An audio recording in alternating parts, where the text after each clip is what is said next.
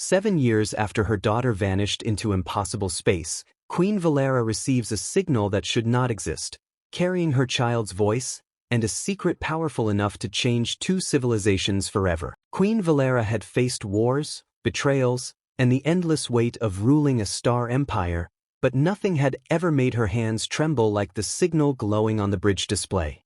It was impossible. The coordinates flickered like broken light. They marked a place that sensors insisted did not exist. Yet the transmission was real, steady, and pulsing with an old encryption code Valera knew by heart. Royal cipher. Her daughter's cipher. For 7 years, Princess Lion had been gone. 7 years of searching empty moons and silent stations. 7 years of false signals and shattered hope. Valera had buried her fear beneath duty, convincing her people, and herself, that Lion was still alive somewhere beyond the mapped stars. Now the impossible was calling her back. Confirm origin, Valera said, proud that her voice did not shake. Chief Communications Officer Fane leaned over his console, fingers moving quickly. His ears twitched, a sign of deep focus. The bridge fell silent except for the soft hum of the ship. Finally, he looked up. Encryption confirmed, he said quietly. Biological signature, 97% match. Valera did not breathe. Princess Lion, Fane finished. The room seemed to tilt even though gravity held steady. For a moment, Valera felt like a mother instead of a queen, a mother hearing her lost child's voice across the dark. Play the message, she ordered. Static filled the bridge. Then a familiar voice emerged, tired but unmistakable. Mother, if you receive this, I'm alive. I need medical help. Come alone, or mostly alone. It's complicated. The message ended. Silence pressed against Valera's chest. Security Chief Rash spoke carefully. Radiance, this could be a trap. Valera stared at the coordinates. If someone wanted to trap me, they would not imitate my daughter's sarcasm. A faint smile touched her lips despite the tension. Lion had always spoken like that, dry humor hiding fear. Set course, Valera said. Full fleet, defensive formation. We approach peacefully. The journey through quantum slip lasted 8 hours. 8 hours Valera spent remembering. Lion as a child running through palace halls. Lion arguing with tutors. Lion announcing she would explore the stars because they looked lonely. Then the accident. The silence. The search that never ended. When the ship finally exited slip space, Fane gasped softly. Radiance, visual contact. The main screen shifted. The vessel floating before them was unmistakably human. It was small, rough, and patched together like it had survived more disasters than maintenance checks. Bright paint-covered parts of the hull. A cheerful transmission identifier blinked. Second-hand dream, civilian cargo. Rash frowned. That is not a Kaith vessel. Obviously, Valera murmured. Open communication. The reply came instantly. Kaith flagship, this is the dream. We're holding position. No weapons. Please don't scan too hard, our reactor is sensitive. And, your passenger is very impatient. Valera exchanged a glance with Rash. Passenger? Yeah, the human voice continued. The woman who's been eating my supplies and teaching my kids questionable words. She says she's ready to board. Valera's pulse hammered. Prepare main airlock, she ordered. She stood there when the door opened. Her guards formed a protective circle, but Valera barely noticed. Her eyes were fixed on the airlock. Steam hissed. The inner door slid open. Lion stepped through. For a moment, Valera could not move.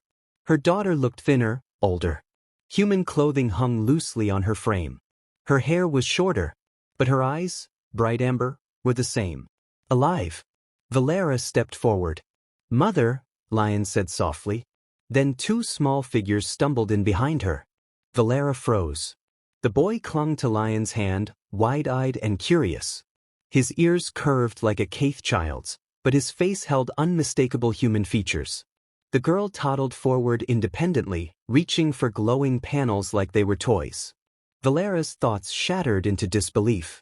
Children. Lion's voice trembled with tired humor. Surprise. The boy studied Valera seriously. "Are you the queen?" he asked. "Mama said queens are tall." "You are tall." Valera sank slowly to her knees. Queens did not kneel. Mothers did. She looked at the children, real, breathing, impossible, and something inside her broke open. "May I?" she whispered. Lion nodded. "They're your grandchildren." Valera gathered the boy into her arms. He stiffened, then relaxed. The little girl climbed into her lap without permission, fascinated by the shining fabric of Valera's robes. "Sparkly," the girl declared. Valera laughed, a shaky, broken sound, and tears blurred her vision. Her daughter was alive. She had grandchildren. The universe had shifted in a single breath. Behind her, guards and officers stood stunned. None dared interrupt the moment. The boy looked up at her. "Why are you leaking?" he asked. Valera pressed her forehead gently to his. "Because," she whispered, voice thick with emotion, "I missed you before I even knew you existed." For the first time in 7 years, Queen Valera allowed herself to cry, not as a ruler, not as a symbol, but as a grandmother holding the future in her arms. And somewhere beyond politics, beyond fear, beyond the impossible, family had found its way home. The medical bay was filled with quiet tension. Queen Valera stood near the observation window, watching as Dr. Seth worked quickly around a human man lying on the treatment platform. Thin lines of blue light moved across his body as scanners measured damage invisible to the naked eye. This was Thomas, the man who saved her daughter, the father of her grandchildren, the human who was dying because of a Kaith weapon. Lion stood beside the platform, her hands clenched tightly. Kale and Myra waited nearby with a medical assistant, unusually silent. Even they understood something serious was happening. "Status?" Valera asked softly. Dr. Seth didn't look up. "The crystallization is spreading slower now." "That's good. But human biology reacts differently. I'm attempting a reversal using Kaith's cellular repair technology." Thomas opened his eyes slightly. His voice was weak but steady. "I make it?" he asked. Lion leaned close. "You did." "Stay still."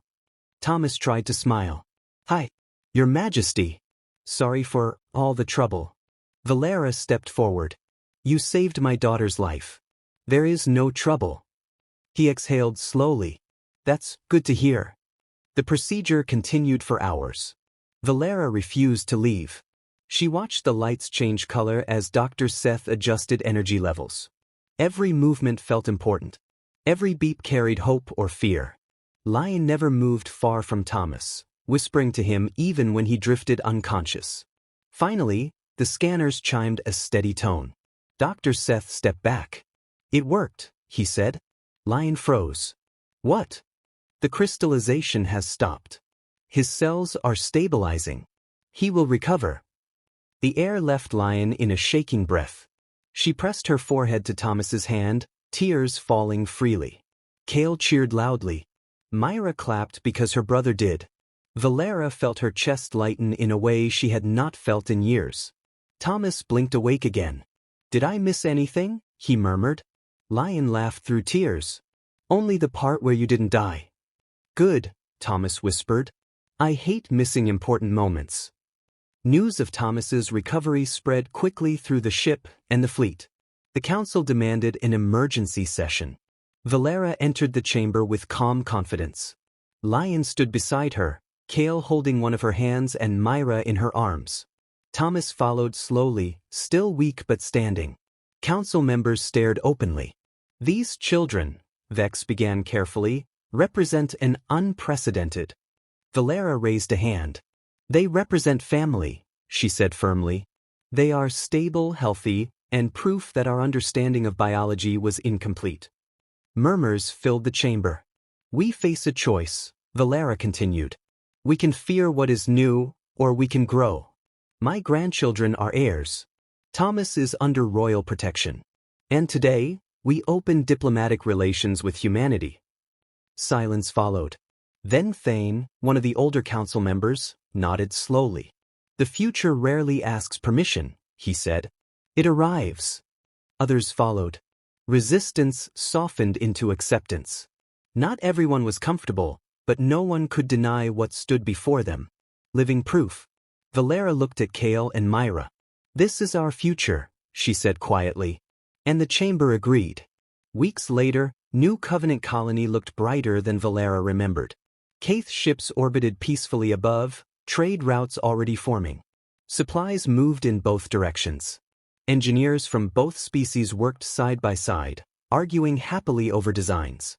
Thomas stood outside their modest home, watching Kale show a group of children how to build a simple energy circuit. Myra chased glowing insects, laughing. Lion joined Valera on the porch. "You really changed everything," Lion said softly. Valera smiled. "You changed it. I just signed papers." Lion shook her head. "No. You chose courage." Valera watched her grandchildren play. Humans and Kaith children ran together without hesitation, their laughter mixing easily. No fear. No boundaries. Just curiosity. Thomas approached, carrying a tray of food. "Peace offering," he said. "Pancakes. Diplomatic grade." Valera accepted one carefully. "These better be worth interstellar politics." She grinned. "They are." She took a bite. Her eyes widened slightly.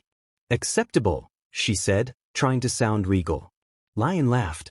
Thomas bowed dramatically. Kale cheered because adults were laughing. Myra demanded pancakes immediately.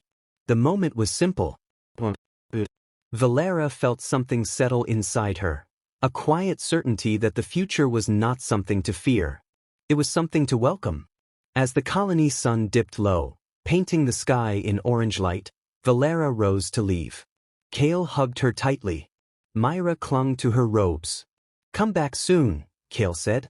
"I will," Valera promised. "Queens always return."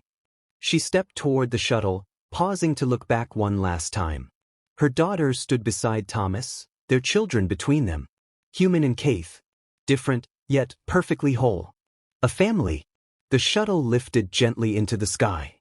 New Covenant grew smaller below, but Valera felt its importance expand inside her heart. 7 years ago, she lost her daughter. Today, she gained a future. As stars filled the viewport, Valera allowed herself a quiet smile. The universe was larger than she once believed. And for the first time, that felt like a gift.